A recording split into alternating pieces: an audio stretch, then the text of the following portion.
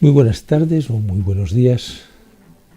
Estamos aquí para hablar de algunos temas relacionados con la bioética y hoy quisiera hablarles de las células madre y en concreto de las células iPS. Quizá se preguntarán qué son las células madre, qué son las células iPS. Para ello querría contarles una anécdota del investigador y profesor Yamanaka. Se trata de un investigador, de un profesor japonés que se dedicaba a trabajar con células madre embrionarias. Son las células que se extraen de los embriones y que permiten investigar con ellas para el descubrimiento de enfermedades personalizadas de acuerdo con las características genéticas. Permiten también desarrollarlas con el fin de encontrar terapias adecuadas a cada persona.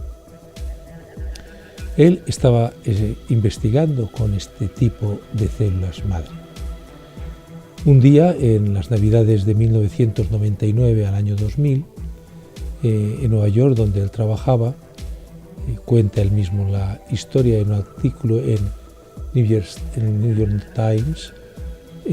Un amigo suyo que trabajaba en una clínica de fecundación in vitro le invitó a visitar la clínica, conocer la clínica, conocer cómo los instrumentos que tenían, cómo trabajaban. Le acompañó y le fue enseñando las diversas salas y llegaron a un sitio, a una de las salas donde se producía la fecundación in vitro. Este amigo le invitó a Yamanaka a que mirase por el microscopio para ver ese embrión recién fecundado, cómo estaba empezando a desarrollarse. Cuenta él mismo en esa entrevista que miró por el ocular y vio a ese embrión que estaba comenzando sus primeros pasos como ser humano. Cuando vio ese embrión, la imagen que le vino a la mente inmediatamente fue la imagen de sus hijos. Y se preguntó, ¿qué diferencia hay entre este embrión y mis hijos? Y llegó a la conclusión de que no había ninguna diferencia. Sus hijos, como él mismo, en un momento de su vida habían estado en la misma situación de ese embrión. Salió de la clínica y tomó una decisión: no volver a investigar con células madre embrionarias. Quizá algunos de ustedes se preguntarán, pero ¿a qué se debió ese cambio tan radical en un investigador que tiene unos campos de trabajo y que un cambio de campo puede suponerle un trastorno profesional importante? Pues a un solo motivo, y es que aunque las células madre embrionarias en aquel momento prometían unos grandes resultados respecto a terapias para diversas enfermedades, obtener células madre embrionarias exige siempre destruir a los embriones humanos. Y él pensó que iba contra su coherencia de vida, iba contra su ética, iba contra el amor a sus hijos, destruir embriones para poder investigar. Tomó esta decisión y cambió de campo de experimentación. La historia podría terminar aquí, pero termina de una forma realmente gloriosa en este caso, porque pasado unos años, 4 años, pudo culminar una investigación con células madre adultas, es decir, células que se pueden obtener de una persona adulta, que no le afectan para nada, que no le hacen daño, que no le supone ningún riesgo para su vida, pero él descubrió la técnica para coger esas células y inducir en ellas la potencialidad que tienen de desarrollo las células madre embrionarias.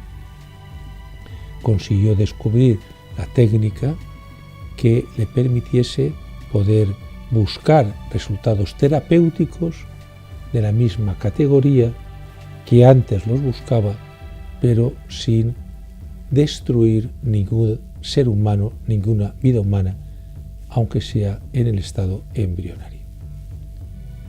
Su técnica, en ese primer momento, no era perfecta, ha sufrido diversas variaciones, él mismo la fue perfeccionando, pero hasta tal punto fue exitosa y es exitosa que en el año 2012 la Academia Sueca le concedió el Premio Nobel de Medicina.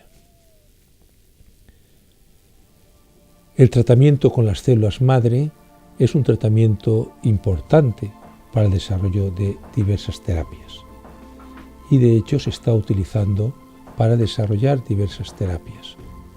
Pero es muy importante conocer el origen de esas células madres, porque cuando hablamos de células madre adultas, desde el punto de vista ético, estamos hablando de unas células progenitoras de células de tejidos terapéuticas para algunos tejidos cuya utilización es inocua desde el punto de vista ético. Pero cuando hablamos de células madre embrionarias, siempre tenemos que recordar que el origen de esas células madre son embriones. Hay personas, también es cierto, que hablan de preembrión, porque consideran que el embrión no es tal hasta que no está implantado, es decir, hasta un periodo entre el día 6 o el día 14, o hasta que no aparece la línea primitiva. Y durante algún tiempo se ha hablado de preembrión.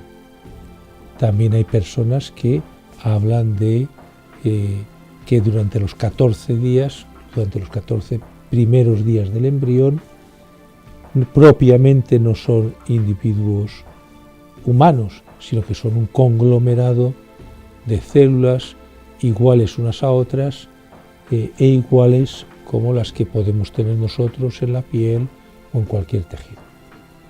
Sin embargo, esta idea, que por otra parte está bastante difundida, es una idea científicamente completamente errónea. En los últimos años, las investigaciones científicas con embriones, normalmente con embriones de animales, con embriones de ratones, han puesto en evidencia que desde el momento cero del embrión, es decir, desde la fecundación, desde la concepción, estamos ante el primer paso que da un individuo de la especie humana. No estamos ante un ser humano en potencia, sino estamos ante la potencia que tiene un ser humano ya desde que es embrión de una sola célula. Estamos hablando de el ser humano que ya merece respeto desde el momento de la concepción. Por tanto, destruirlo para investigar es un error desde el punto de vista ético, desde el punto de vista cultural, porque promueve una cultura en la que al débil, si no puede expresarse, no se le debe tener en consideración, y por tanto estamos hablando de un mal moral. Recientemente, la autoridad en reproducción asistida del Reino Unido ha aprobado la investigación genética, es decir, incluso introducirse en el embrión, en sus cromosomas, en su carga cromosómica, en su ADN, para manipularlo y para investigar. Ha puesto como exigencia que se destruya antes de que su vida dure 7 días. Estamos hablando de investigaciones seguramente con un fin muy interesante y posiblemente muy bueno, pero que los medios que utilizan son claramente malos desde el punto de vista ético. Tampoco tenemos que confundirnos cuando se habla de que no es lo mismo concepción que embarazo. Cualquier mujer entiende perfectamente que está embarazada desde que ha concebido, aunque ese embrión de una célula, de 2 células, de 4, de 16, de 132, ¿no? Aunque ese embrión todavía no se haya implantado en su útero, desde el momento que concibe está embarazada. Es cierto que la Organización Mundial de la Salud y la Asociación Médica Mundial hace pocos años definieron el embarazo como el momento en el que el embrión se implanta en el útero de la mujer. Pero aunque se acepte esa definición, que es perfectamente asumible, sin embargo no quiere decir que el ser humano empiece cuando es implantado, sino desde el momento en el que es concebido. Por eso sería conveniente que las legislaciones, que la cultura y que la ética defendiesen la vida humana desde el momento de la concepción. ¿Cómo puede ocurrir que a un ser humano no lo tratemos como a una persona humana?